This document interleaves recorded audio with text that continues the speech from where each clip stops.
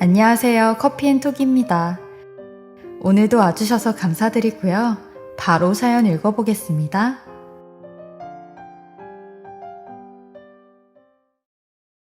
안녕하세요. 지금까지 힘든 시기를 다 겪고 차분히 노년을 준비하고 있는 제 나이에 날벼락 같은 일이 생겨 제 이야기를 좀 해볼까 합니다. 아직도 그 충격적인 일만 생각하면 손발이 다 떨리고 심장이 두근거려요. 저는 올해로 딱 62살이 되었고 며칠 후면 63살이 되는 아줌마인데요. 63살이라고 하면 아줌마라고 하기엔 너무 양심 없지만 전 아직 딸 결혼도 안 시켰고 손주도 없기에 주변 사람들에겐 아줌마라고 하고 다닙니다. 사실 제 딸은 결혼 코앞까지 갔다가 실패를 하여 저보다 더 큰 시련에 빠져 있는데요. 이런 딸과 함께 듣고 용기를 좀 받으려고 해요. 어느 부모라도 그렇듯 자식들이라면 다들 끔찍하실 테지만 저는 좀 유난히 딸과 친밀했어요. 제가 결혼도 늦게 한 편이었지만 그 당시에 아이도 늦게 가져서 33살에 애를 낳았어요. 저나 남편이나 애들을 좋아해 결혼을 하면 일찍 애를 낳고 싶었지만 생각보다 임신이 잘 되지 않았어요. 지금이야 난임이나 불임의 원인을 검사로 알 수 있는데 그때는 아무래도 원인을 찾는 게 정확성이 많이 떨어졌고 시대적으로 남자가 그런 검사를 받고 그러는 게 좀 쑥스러운 그런 시대였어요. 그래서 저희 남편도 제대로 된 검사를 받으려 하지 않았죠. 그러니 저 혼자 얼마나 애를 썼는지 몰라요. 몸에 좋다는 건 다 먹었고 한약이든 양약이든 가리지 않고 닥치는 대로 먹었어요. 그리고 엄마를 따라 애 들어선다는 무당집에 가서 굿도 받고 그랬네요. 근데 그런 노력들은 하나도 도움이 되지 않았고 망연자실로 아무것도 안 먹고 아무것도 안 하니 자연스럽게 임신이 되더라고요. 이런 게 하늘에서 내려준 선물이라고 하나 보다 싶었습니다. 제 임신 소식에 남편도 막 우는데 그날 정말 서로 부둥켜 안고 고생 많았다며 토닥토닥 해주었어요. 그간 시어머니한테나 가족들에게 당한 서러움이 한 번에 가시는 듯한 기분이었죠. 그리고 무사히 아이를 출산하였는데 주변 사람들은 제가 아이를 출산해도 걱정스러운 말들만 하더라고요. 왜냐면 제 주변 친구들은 다들 애들이 6, 7살 정도는 되었는데 전 이제 막 애를 낳았으니 저보고 늙어서까지 애를 가르치려면 젊었을 때 돈 좀 많이 벌어놓으라고 훈수를 두더라고요. 하지만 그때는 그런 말들이 전혀 들리지 않았던 게 제 분신 같은 딸아이가 태어났다는 그게 중요하다 생각을 했었어요. 근데 저희 시어머니가 하신 말은 좀 많이 상처로 남더라고요. 이렇게 기집애를 낳을 걸 뭘 그리 애를 쓰고 사방팔방으로 돈을 쓰고 다녔냐? 아들 하나 낳는 게 그렇게 어렵디? 어차피 낳은 애는 어쩔 수 없으니 빨리 몸조리하고 둘째 낳을 생각해라. 이번엔 무조건 아들 낳아야 돼. 아들이라고 하시는데 저희 딸 한 번을 안 안아주시더라고요. 그러니 남편도 이런 시어머니에게 아유, 엄마, 이제 막 애를 낳은 사람한테 또 아들 낳으라고 하는 게 말이 돼요? 우리 딸이 얼마나 복덩이인데 그런 말을 하세요. 엄마 행여나 우리 딸 앞에선 그런 소리 하시면 안 돼요. 라며 저 대신 뭐라고 하더라고요. 시어머니는 워낙 본인 아들 말에는 꿈뻑해 저만 위아래로 쳐다보시더라고요. 근데 남편의 말대로 저희 딸이 복덩이였던 게 정말 딸이 태어나고 나선 남편의 사업도 승승장구 잘 되기 시작했어요. 원래 남편 직업은 TV를 파는 세일즈맨이었는데 그 일을 그만두고 중고 가전 파는 가게를 하나 운영했어요. 빚을 지고 가게를 냈었는데 1년이 지나 그 빚을 다 갚았으니 장사는 잘 되긴 했어요.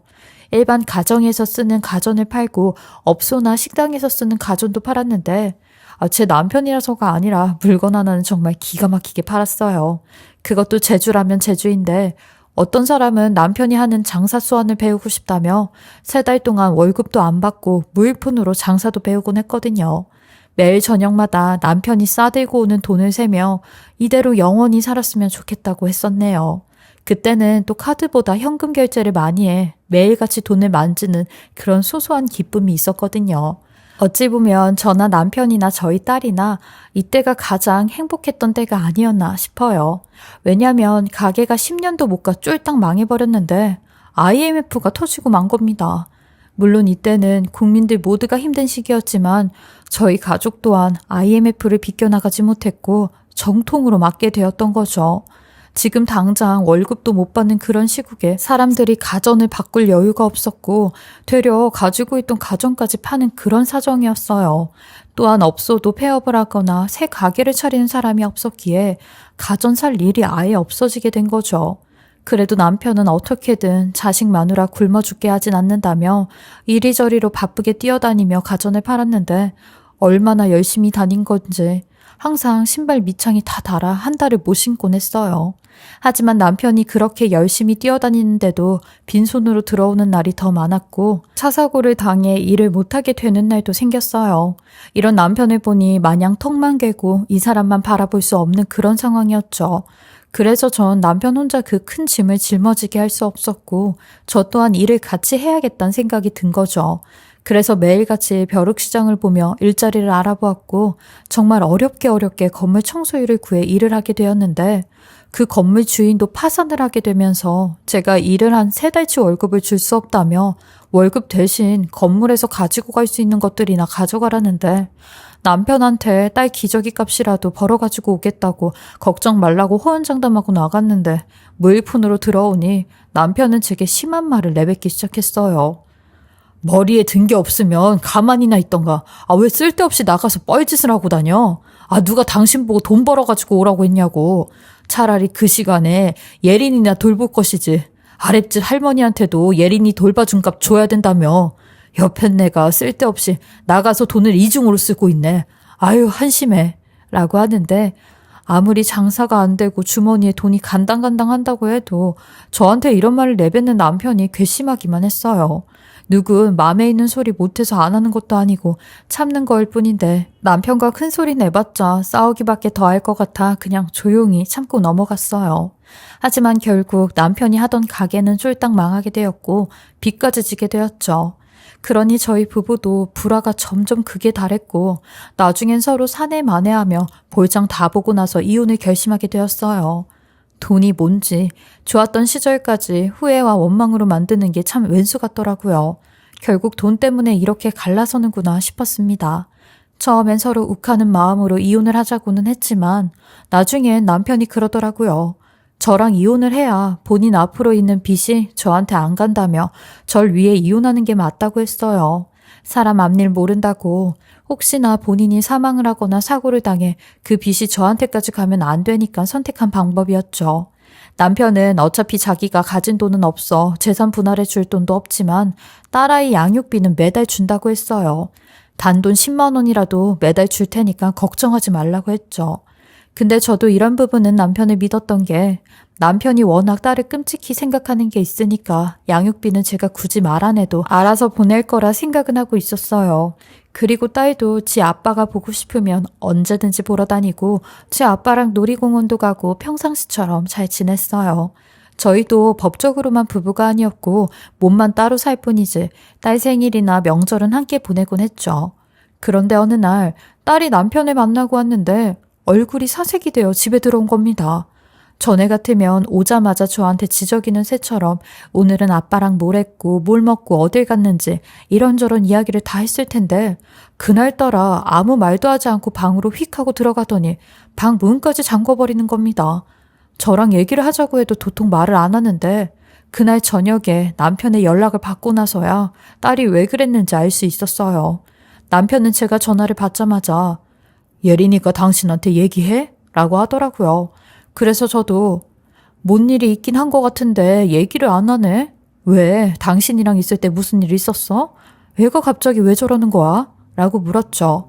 그러니 남편이 생각지도 못한 이야기를 하기 시작하는데 사실 오늘 내가 예린이한테 아빠가 만나고 있는 아줌마라며 여자를 한 명 소개시켜줬는데 예린이가 그 얘기를 듣더니 무작정 집을 나가버리더라고. 나 요즘 만나고 있는 여자 있거든. 이라고 하는데 분명히 법적으로는 남인데 남편이 여자가 생겼다는 말에 화가 났어요. 왠지 남편이 불륜을 저지른 것 같기도 하고 저희 모녀에게 하지 말아야 할 행동을 한 것 같기도 했죠. 이미 다 끝난 사이인 걸 알면서도 제가 전 남편한테 미련이 남아 있었나 봐요. 그 이후로 저나 딸은 남편과 연락도 자주 하지 않았고 만남은 일체 갖지 않으며 살아왔어요. 맘 같아선 연락도 끊어버리고 싶었지만 딸이 성인이 될 때까진 양육비를 받아야 했기에 어쩔 수 없이 연락은 했어요. 근데 문제는 저희 딸이 지 아빠의 새 여자를 보고 와서부턴 점점 삐뚤어지기 시작하는데, 원래는 말도 잘 듣고 성실하고 공부도 잘해 늘 모범상을 받아왔던 아이가 갑자기 나쁜 친구들이랑 몰려다니며 사고를 치기 시작하는데, 이게 말로만 듣던 사춘기인가 싶었어요. 남들에겐 매번 우리 딸은 사춘기 없이 착하게 큰다며 늘 자랑을 하고 다녔고, 부모 이혼을 겪으면서도 밝게 지내려고 하는 모습이 제 눈에는 보여 미안하고 고마웠는데, 갑자기 변해버린 딸의 모습에 당황스럽기만 했죠. 한 달에 한 번은 학교에서 사고를 쳐 불려가기 바빴고, 한 번은 딸이랑 큰 소리로 싸우다가 딸이 그런 소리를 하더라고요. 나 문제 있는 거 이제 알았어? 이혼 가정에서 자라고 아빠라는 사람도 딴 여자랑 사는데 당연히 삐뚤어질 수밖에 없지. 내가 이렇게 된 게 내 탓이 아니라 다 엄마 아빠 탓이야. 라고 하는데 가슴이 메어왔어요. 결국 딸은 고등학교를 다 마치지 못하고 중졸로 한 3년을 방황하며 살았어요. 그러던 어느 날 제가 딸 친구의 차를 대리운전하게 된 적이 있었어요. 우연히 콜을 받아 허겁지겁 달려간 곳에 딸과 딸 친구들이 술에 취해 밖에서 저를 기다리고 있더라고요. 그땐 딸한테 대리운전 한다는 얘기를 하지 않고 저녁에 일을 다녔던 터라 제 모습을 본 딸은 흠칫 놀랐지만 최대한 놀라지 않은 척을 하며 저를 쳐다보더라고요. 그리고 딸과 딸 친구 2명을 태워 운전을 하게 되었는데, 차 주인인 딸의 남자의 친구가 운전 중인 저를 뒤에서 막 툭툭 치고 반말을 하는데, 술을 마셨으니 분별력이 떨어져 절 함부로 대하는 겁니다. 아줌마는 늙어 빠져서 이딴 운전이나 하고 있으면 대체 인생을 어떻게 산 거야? 자식 새끼들이 한심하다 라며 지들끼리 낄낄거리고 웃는데, 백미러로 본 제 딸의 얼굴은 그게 아니었어요. 귀까지 새빨개져 화를 참고 있는 얼굴이었는데, 제 딸 얼굴을 엄마인 제가 잘 알잖아요. 많이 슬퍼 보이더라고요. 딸에게 이런 엄마밖에 될 수 없어 미안하고 면목 없었어요. 그날 이후 딸은 무슨 마음을 먹었는지 제게 검정고시를 보고 대학에 간다고 하더라고요.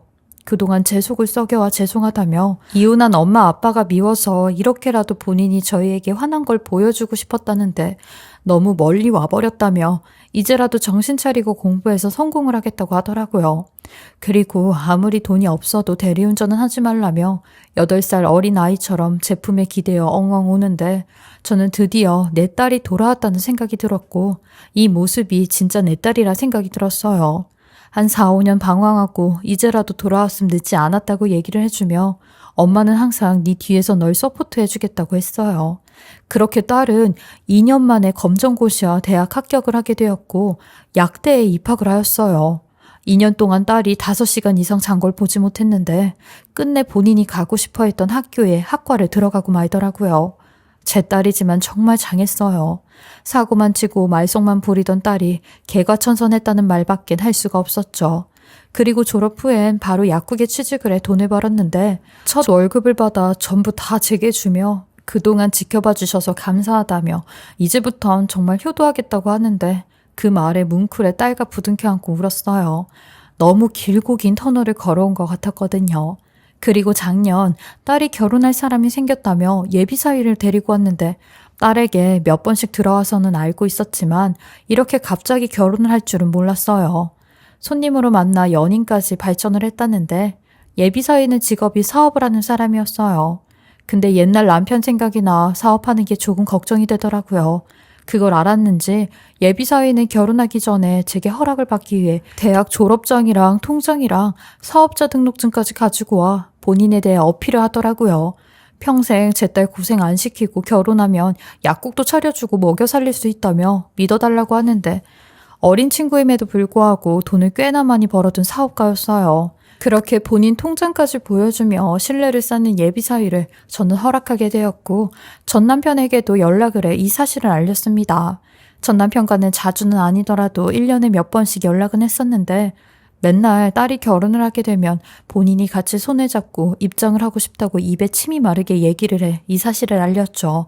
그때 당시 전 남편은 전에 만났던 여자랑도 헤어지고 딸이랑도 가끔씩 만나는 것 같았기에 서슴없이 연락을 하였어요. 그러니 딸의 소식에 엄청 기뻐했고 본인도 한번 예비사위를 만나봐야겠다고 했어요. 그리고 상견례 때도 같이 갈 수 있냐고 하니 당연히 같이 갈 거라며 하나밖에 없는 우리 딸이 어떤 집에 시집을 가는지 본인 눈으로 확인을 해야 된다고 했죠. 그리고 며칠 후 딸이 지 아빠에게 예비 사위를 소개시켜준다며 밖에 나갔고 집에 잘 돌아왔는데 문제는 몇 시간 뒤에 전 남편이 아주 크게 차 사고가 났다며 위급한 상태라고 빨리 병원으로 오라는 연락을 받고 말았어요. 전 남편이 개인 택시를 운영했는데 택시를 운전하다 그렇게 된 것 같았죠. 연락을 받고 달려가니 전 남편은 혼수 상태로 누워 있었고 몸에 이것저것 장치를 달고 있는데 딸은 그 모습을 보더니 오열을 하더라고요. 그렇게 본인 결혼식장에 들어가는 걸 꼭 보고 싶다고 했던 아빠였는데 깨어만 달라고 하는 그 모습에 눈물이 다 났어요. 아무리 전 남편이라고 해도 같이 애를 낳고 힘든 시기를 겪어왔던 사람이었으니 마음이 아프더라고요. 그리고 몇 주 뒤에 있는 상견례는 취소를 할 수밖에 없었어요.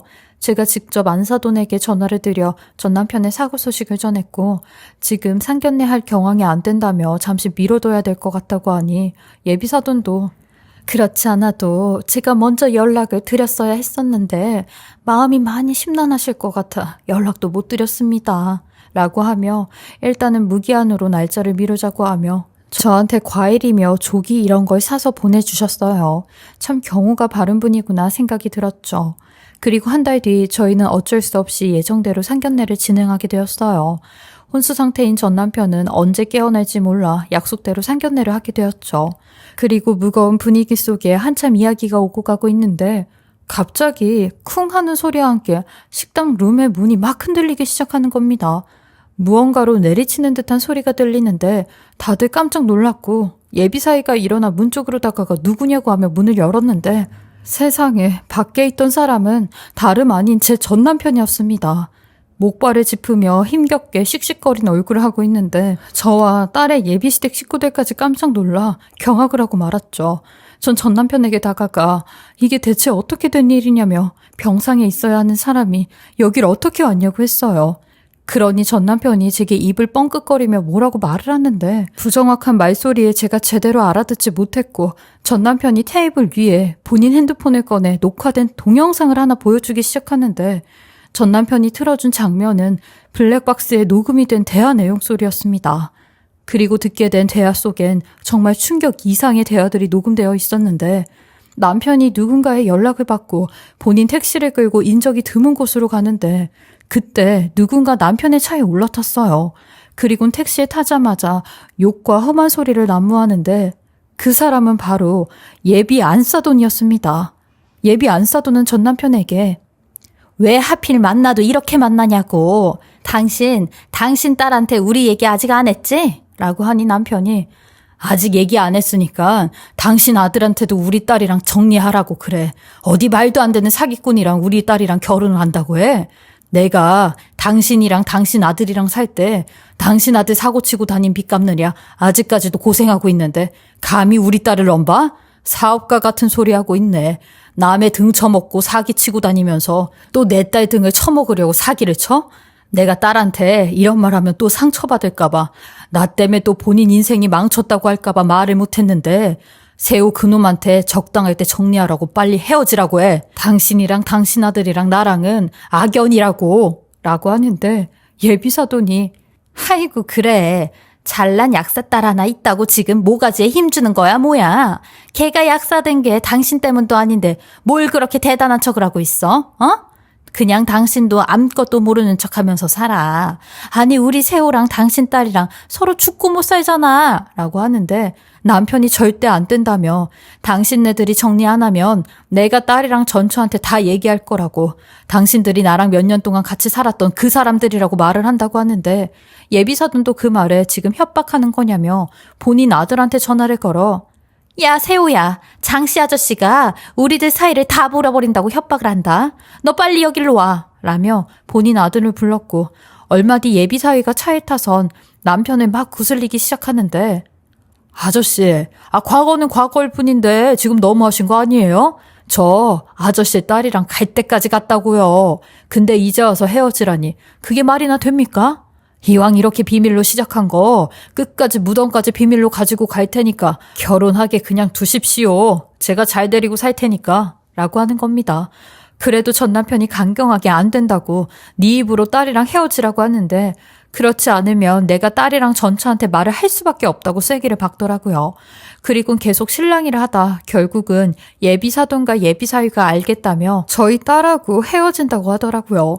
그리고 본인들 좀 집까지 태워달라고 하는데 한참을 가다 블랙박스 영상 속엔 남편이 좌회전 신호를 기다리고 좌회전을 하고 있는데 갑자기 반대편에서 직진해서 오는 버스가 전 남편 택시를 향해 오고 있었고 그걸 본 예비사위가 엄마 핸들 엄마 쪽으로 틀어라며 전 남편을 잡았는지 이거 놓으라고 하는 긴박한 대화가 오고 가고 서로 어어거리다가 그만 버스와 충돌을 하는 대형 사고가 났어요. 운전석에 있던 전 남편은 버스와 완전히 충돌을 하여 중환자실에 갈 정도로 사고가 났고 조수석에 있던 예비사돈과 뒤에 있던 예비사위는 경상을 입었는지 둘만 대화한 내용이 녹음이 되어 있는데 그 말을 듣곤 온몸에 소름이 다 끼쳐버렸어요. 예비사돈이 저 인간 깨어나지 말아야 되는데 라고 하니 예비사위도 그러게 엄마 하늘이 우리를 돕나 보다. 아니 어떻게 이런 사고가 나냐고. 잘 됐어. 핸들 안 꺾었으면 엄마가 더 다치는데 다행이다. 내가 끝까지 저 아저씨 딸이랑 결혼해서 우리 엄마한테 효도시켜줄게. 이건 뭐 목숨을 걸고 결혼을 하게 됐네. 라는 말을 하는데 그 모든 걸 듣고 저는 입을 틀어막으며 이게 다 어떻게 된 거냐고 했고 딸은 난리를 치며 지 예비 신랑에게 멱살을 잡고 어떻게 된 거냐고 설명을 하라고 하더라고요. 그러니 예비사위가 저희 둘 앞에 무릎을 꿇으며 한 번만 용서를 해달라고 본인들이 사라져 줄 테니 신고만 하지 말라고 하는데 예비사돈도 저희 앞에 와서 잘못했다고 싹싹 빌기 시작하는 겁니다. 알고 보니 블랙박스 속 대화 내용처럼 이 모자는 전 남편이 몇 년 동안 같이 동거를 했던 식구들이었고 딸로부터 예비사위를 소개받자마자 이 결혼은 절대 해선 안 된다는 걸 알곤 그날 밤 이 둘을 불렀던 거더라고요. 차마 본인 입으로는 이 사실을 말할 수 없어 조용히 자기 뒤에서 혼자 정리를 하려고 했다가 이런 사고를 당한 거였는데 예비사돈은 그때 그 교통사고로 저도 다리가 부러져서 한 달 넘게 깁스를 하고 있었어요. 저희도 큰일 날 뻔했다니까요. 라며 핸들을 틀어버린 부분에 대해 잘못이 없다고 하는데 저런 말을 하는 걸 보니 정말 사이코 같다는 생각이 들었어요. 어떻게 아무런 죄책감 없이 저런 소리를 하며 용서를 해달라고 하나 싶은 생각이 들었죠. 저희 딸은 바로 그 상견례 자리에 나와 경찰에 이 두 사람을 다시 조사해달라고 신고를 했고 고소를 통해 그 둘은 재판을 받았는데 본인들의 목숨도 달려있어 그걸 지키려고 했다는 판결이 나면서 집행유예만 받고 끝이 나게 되었어요. 저희도 억울한 부분이 많았지만 이 사건을 계기로 저나 제 딸 인생에 큰 오점을 하나 남길 뻔한 걸 다행으로 여기며 그 집안과의 악연은 끊어버렸습니다. 전 남편은 몸이 많이 회복돼 저와 제 딸한테 그런 말을 하는데 내 딸 인생이 걸렸다고 생각하니 눈을 감고 병상에 누워있으면서도 계속 일어나야겠다는 의지가 생겼다고 그러더라고요. 자식에 대한 사랑이란 힘이 이 정도로 강해 혼수 상태에 빠진 사람까지 눈을 뜨게 하는구나 하는 기적을 보았어요. 정말 인생 살면서 이런 일이 나한테 일어날 줄은 꿈에도 몰랐는데 살다 보니 별일을 다 겪는구나 싶었어요. 아무나 겪을 수 없는 일을 겪었다 생각하니 가끔 등골이 오싹하고 서늘해지지만 그만큼 더 단단하고 더 강하게 살아야겠다는 다짐도 하게 되었죠. 물론 제 딸도 마찬가지로 세상이 호락호락하지 않다며 사람 만나는 걸 더 신중하게 만난다고 하더라고요. 현재 저는 전 남편에게 저희 집으로 들어와 몸이 회복될 때까지 같이 지내자고 하며 밥이랑 이것저것 챙겨주고 있는 중이에요.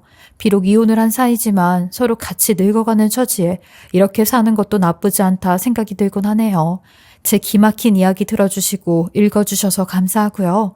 다들 자식들 시집장가 보내실 때 자식들 짝이 어떤지 잘 알아보시고 저처럼 놓치고 가는 게 없길 조심하시길 바라겠습니다. 남은 2020년도 아무 일 없이 잘 보내시고 건강과 행복을 염원합니다. 지금까지 커피앤톡이었습니다. 오늘도 끝까지 함께 해주셔서 감사하고요. 저는 다음 영상으로도 찾아뵙겠습니다.